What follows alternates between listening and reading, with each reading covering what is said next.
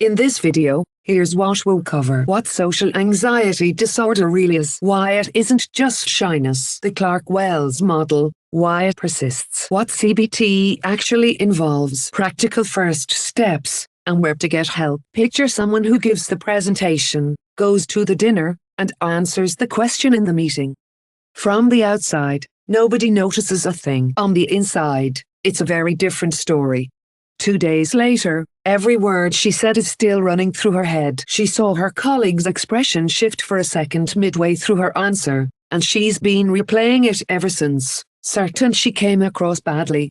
If any of that feels familiar, know this: it's one of the most common presentations I see in my practice, and one of the most treatable. Let me walk you through what social anxiety really is, why it holds on, and what helps.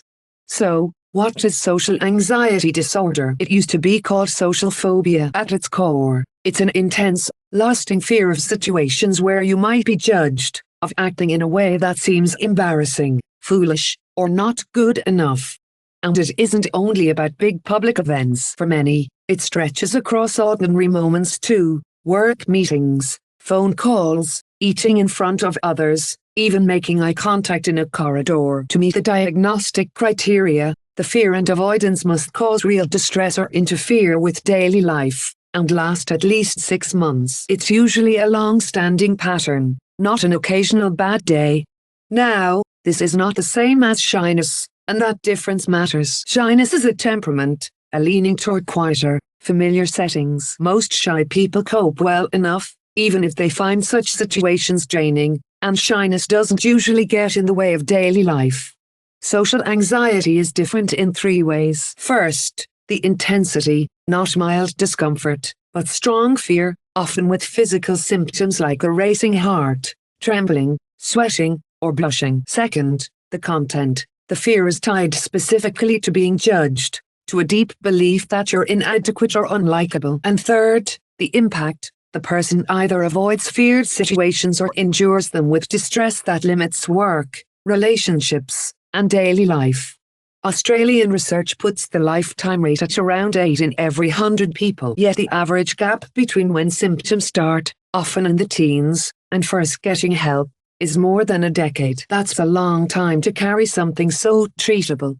So why does it hold on? One of the most helpful frameworks I use is the cognitive model developed by David Clark and Adrian Wells in the mid-1990s. It explains why social anxiety keeps going, even though the feared disaster almost never happens. It goes like this: a social situation triggers a threat belief, I'll say something stupid, or people will see I'm nervous. These feel like facts, not guesses. Then attention turns inward. Instead of following the conversation, the person monitors themselves, scanning for signs of anxiety, tracking how they are coming across. That inward focus actually makes it harder to perform, which then seems to prove the fear right. Next come safety behaviors, the little strategies people use to feel safer, like avoiding eye contact, over-rehearsing, or holding a drink so their hands don't shake. They feel essential, but here's the trap: they stop the person from ever discovering that the feared disaster wouldn't have happened anyway. So the fear is never disproven, and it stays.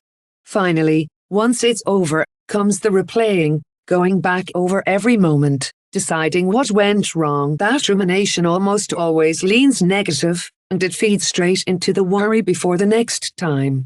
This is where CBT comes in. Cognitive behavioral therapy. It's the gold standard treatment for social anxiety, backed by strong and consistent evidence. A recent review of 90 controlled trials found large benefits across different CBT formats.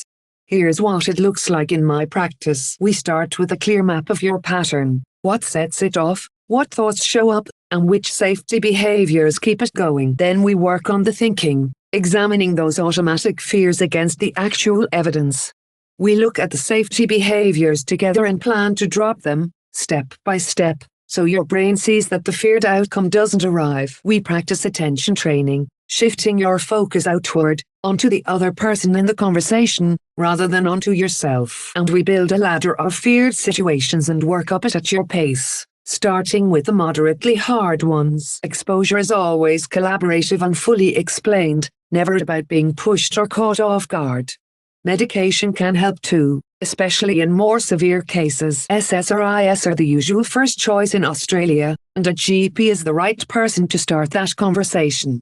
While there's no substitute for proper treatment, there are things you can begin now. Notice your safety behaviors. Jot down the small strategies you lean on. Practice external attention. In your next chat, even with the shopkeeper, focus on their words instead of on yourself, and see what happens to your anxiety. Challenge the replaying. Write down what actually happened, not your harshest reading of it, and compare it with what you feared. And set one gentle goal. Pick a situation you've been avoiding, and approach it this week, without your usual safety behaviors.